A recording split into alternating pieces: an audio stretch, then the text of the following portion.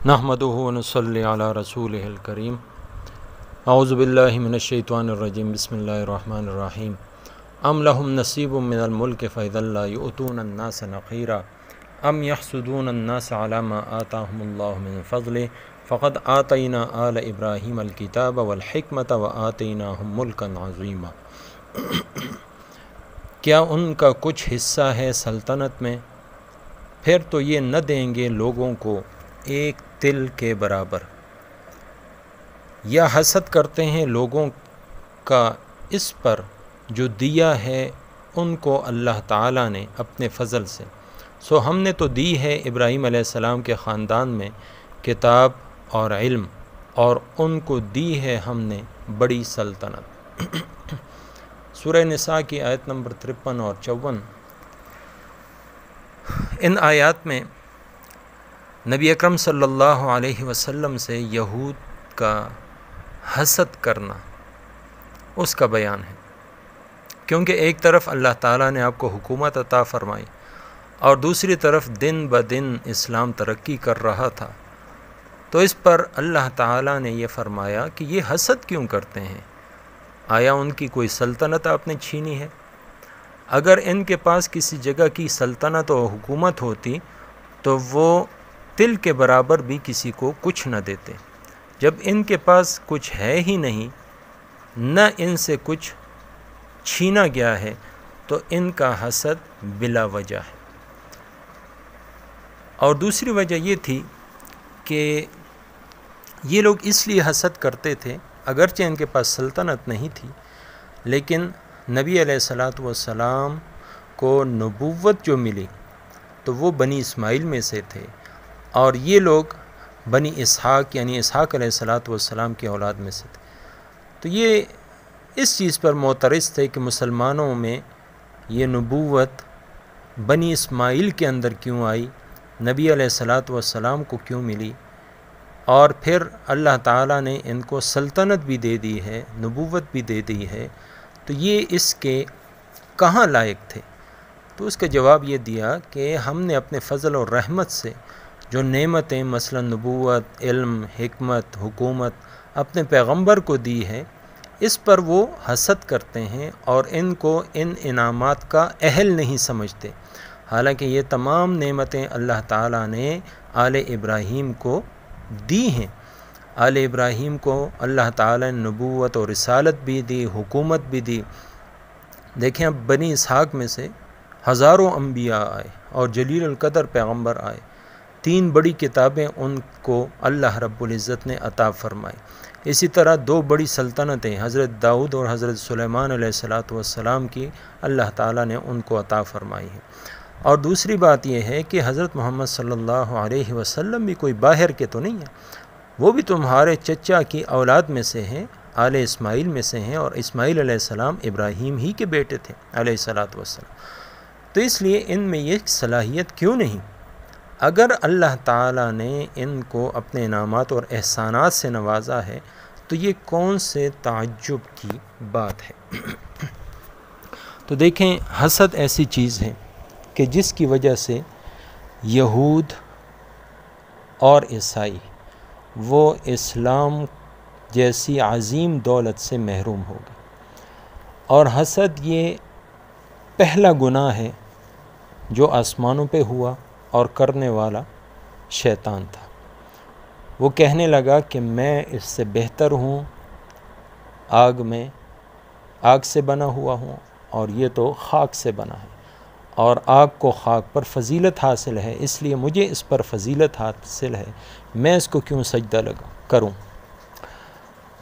تو اس بیوقوف نے یہ نہیں دیکھا کہ مجھے حکم کون دے رہا ہے۔ حکم دینے والا اللہ رب العزت کی ذات عالی ہے، اگر وہ اس کو دیکھتا تو یہ ہرگز انکار نہ کرتا، اور حسد کی وجہ سے پھر اس کے اندر انکار بھی ہوا اور تکبر کا بھی سبب بنا، بڑائی کے بول بھی اس نے بولے اور انکار بھی کیا۔ اور پھر زمین پر آئے تو زمین پر بھی پہلا گناہ حسد ہی کا تھا۔ قابیل نے حابیل کو جو قتل کیا اس کی وجہ بھی حسد تھی۔ حسد یہ تھا کہ میرا جو صدقہ ہے وہ نامنظور کیوں ہوا اور میرے بھائی کا صدقہ قبول کیوں ہوا؟